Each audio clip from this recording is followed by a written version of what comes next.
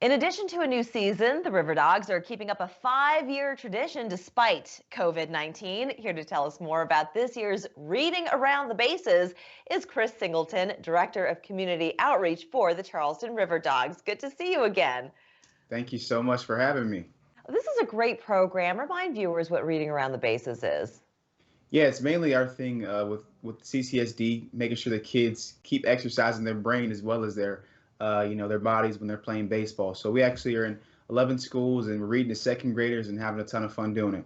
That's incredible. And I love the message because not only do you have to be physically fit, or you should be, it's good and healthy for you, but also to be mentally fit. And reading is such a wonderful way to do that. How do you think things have been going during the pandemic when a lot of kids were being homeschooled and just having to do everything over Zoom? This kind of brings them back out there and interacting with one another. It does for sure. And even though a lot of it's virtual Yeah. with schools, I think that it's still the interaction, right? With whether it's with me, with different staff members or players or our mascot, it's definitely a way for them to be encouraged to keep reading. Yeah, as a way to just kind of have a change of scenery, as it were. So this started back on January 25th, and these are all second graders, you said. So how long does this program last?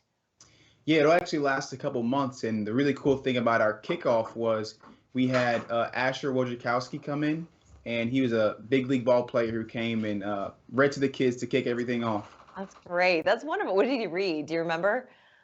He read two books. I think one of them was Let Them Play. So it was really cool for them. Yeah. Oh, that's nice.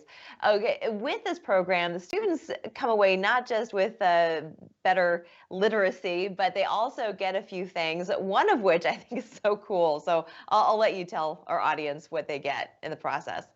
Yeah, so we have different phases of readers, right? If it's 100 pages, it's a single, 200, double, triple, 300, and home run is they actually can become a home run reader, and we'll actually celebrate them during the game this summer. So we're excited about that. That's nice. So they get a scorecard, tracking sheet, and they get their very own personal baseball card. So is this a baseball card with their faces on it?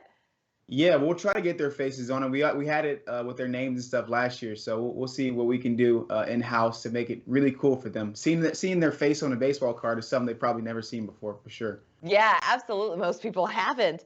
So tell us what else the Charleston Riverdogs is up to. You got something called travel baseball. What's this about? Yeah, so we partner with a lot of the recreation departments, teaching baseball in the past, but me coming in and being a baseball guy, it's one way for us to continue the outreach. So we have travel baseball programs, and we're actually looking for a couple more 12-year-olds to play on our team. So if there's any 12-year-olds out there that want to play travel baseball, they can definitely reach out to me, csingleton@riverdogs.com, and we can make that happen.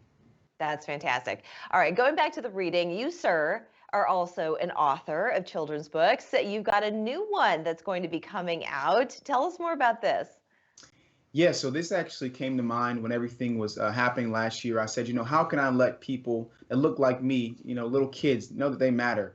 And that's what the book is called. It's called Your Life Matters, and it's really about Black history, heroes that I call that are, people that look like me, whether it's Barack Obama, Jackie Robinson, Bethune-Cookman, so many different people that I think would tell, little kids, hey, you matter. Look what I've done, and you can do the same thing. So it's coming out next month, and I'm super excited about it. Absolutely. And it makes me think about also the recent loss of Hank Aaron. So can you tell us just a little bit what that loss to the world of baseball means? Yeah, I was thinking about it the other day. We actually had, kids come out this past summer. When we had our, little clinic we did for kids that have never played baseball. And I think to honor him, we need to continue to do things like that because he was one of the best in our sport. And just for a person that played baseball, that's an African American, he's one of my heroes. So it was definitely a loss, but he lived a great life.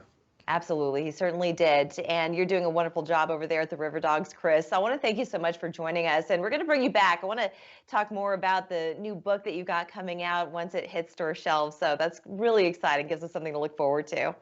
Thank you so much. Great to see you. We'll be back in 2 minutes.